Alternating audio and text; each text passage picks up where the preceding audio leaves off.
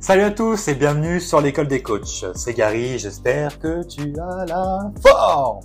Toi, tu es coach sportif et aujourd'hui, tu as cette idée en tête, ouvrir ton propre studio. Mais voilà, tu hésites. Tu demandes quel type de studio choisir.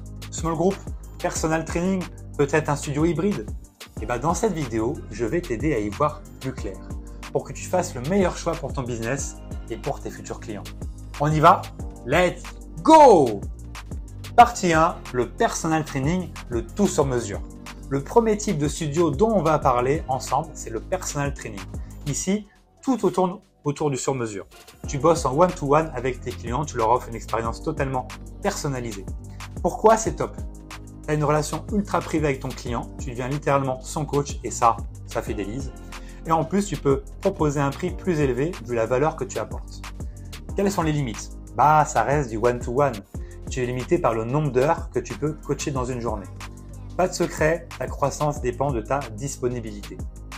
Partie 2, le small group training, l'efficacité en petit groupe. Ensuite, il y a le small group training. Là, on parle de groupes de 4 à 6 personnes max. C'est du semi-privé. Les gens payent moins cher qu'en personal training, mais ils bénéficient quand même d'un coaching super attentif.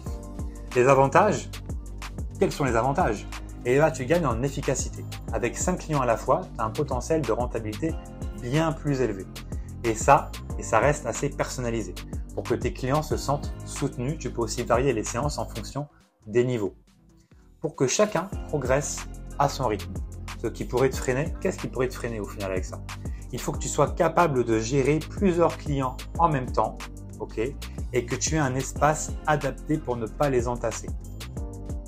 Pas question qu'ils se sentent comme dans une salle de sport classique. Tu dois partir à l'opposé, te différencier des salles de sport classiques quand tu ouvres ton studio. Partie numéro 3, le studio spécialisé, une offre unique qui te différencie. Si tu veux te démarquer vraiment, pourquoi pas un studio spécialisé? CrossFit, yoga, pilates. L'idée, c'est de te concentrer sur une discipline précise et d'attirer des passionnés. Le gros plus de ce genre de studio, c'est que les gens qui viennent chez toi, c'est parce qu'ils cherchent cette spécialité.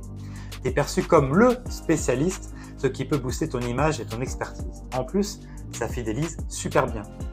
Et oui, ça fait des communautés qui se forment vite autour d'une discipline. Les revers de la médaille, c'est en te spécialisant, tu limites ton public. Si ta discipline est trop niche, tu risques d'avoir du mal à remplir tes créneaux, surtout au début. Partie 4, le studio hybride, entre flexibilité et innovation. Enfin, si tu hésites entre plusieurs types de studios, pourquoi ne pas tout combiner dans un seul studio hybride? Tu as un espace pour du personal training, un autre pour du small group et peut-être même un coin pour des cours collectifs spécifiques. Pourquoi ce genre de studio marche? Parce que c'est flexible. Tu peux toucher une clientèle super large et diversifier tes revenus. Un client qui commence en small group peut passer au personal training. Et en plus, tu peux adapter ton offre en fonction des tendances du moment. Le challenge pour toi, ce sera il faut que tu sois hyper organisé pour gérer les différents types d'activités et que ton espace soit vraiment bien pensé, bien réfléchi. Trop d'activités égale risque de dispersion, il faut que tout soit cohérent. En conclusion de cette vidéo, voilà, tu connais maintenant les différents types de studios que tu peux ouvrir. Alors, qu'est-ce qui te correspond le mieux? Personal training, small group, spécialisé ou hybride? Dis-le moi en commentaire ce qui te correspond le mieux. Le choix va dépendre de toi, dans tous les cas de tes objectifs, de ta clientèle cible et de ton espace.